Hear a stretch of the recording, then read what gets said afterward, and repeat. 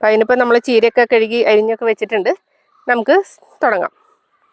നമുക്ക് ആദ്യത്തിൽ വെളിച്ചെണ്ണ ഒഴിച്ചു കൊടുക്കാം.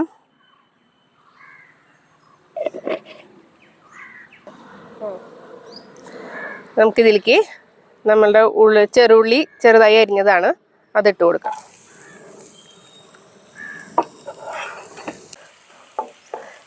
നമുക്ക് ഇതിലേക്ക് കുറച്ച് പച്ചമുളക് ഇട്ട് കൊടുക്കാം. നമ്മൾ എരിവിന് വേണ്ടി ഇതിൽ പച്ചമുളക് മാത്രമേ ഇടുന്നുള്ളൂ, വേറെ ഒന്നും നമ്മളിതിൽ ഇടുന്നില്ല.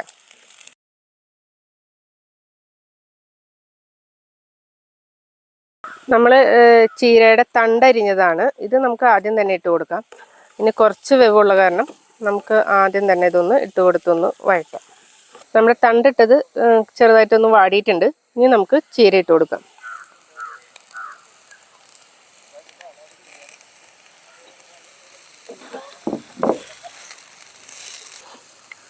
നമുക്ക് ആവശ്യത്തിനുള്ള ഉപ്പും കൂടി ഇട്ട് കൊടുക്കാം.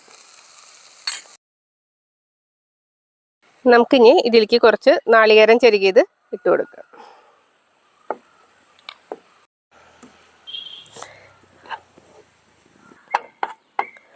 നമുക്ക് മുട്ട ഇടയാം. അത് മുട്ട ഇടുമ്പോൾ നമുക്ക് കുറച്ചൊന്ന് ഇത് മാറ്റി അതിൻ്റെ നടുക്കിലേക്ക് ഒന്ന് ഇട്ട് കൊടുക്കാം.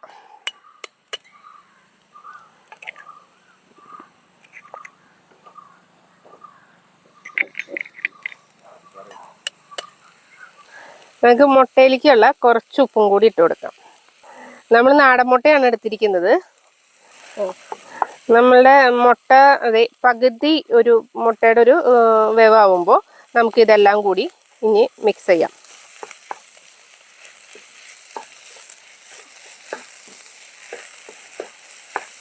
ഇതിലേക്ക് കുറച്ച് വേപ്പിലയും കൂടി ഇട്ട് കൊടുക്കാം. അപ്പം നമ്മുടെ ചീര മുട്ടത്തോരൻ റെഡി ആയിട്ടുണ്ട്.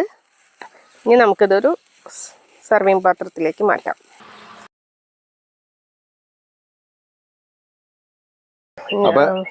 നമ്മുടെ ചീരത്തോരൻ റെഡിയുണ്ട്. നമുക്കൊന്ന് ടേസ്റ്റ് ചെയ്ത് നോക്കാം എങ്ങനെയുണ്ട്. നല്ല ചൂടാണ്. എപ്പോഴും നമ്മുടെ ചീരത്തോരനൊക്കെ ഇങ്ങനെ ചൂട്ടോടു കൂടി കഴിക്കാനായിരിക്കും ഏറ്റവും ടേസ്റ്റ്. ഇതല്ലേ നമ്മൾ സാധാരണ ഇപ്പം എൻ്റെ വീട്ടിലായാൽ പോലും എൻ്റെ മക്കളാരും കഴിക്കില്ല ചീര. ഇപ്പം ഈ മുട്ട ഇട്ടിട്ട് ഇതേമാതിരി 2 മുട്ട പിടിച്ച് വെച്ചിട്ട് നമുക്ക് കൊടുക്കുകയാണെന്നുണ്ടെങ്കിൽ അവർ കഴിച്ചോളും. അപ്പോൾ ഈ പിള്ളേർക്ക് കൊടുക്കാനായിട്ട് എപ്പോഴും നല്ലത് ഇങ്ങനെ മുട്ട ഇട്ടിട്ട് വെക്കുന്നതായിരിക്കും നല്ലത്.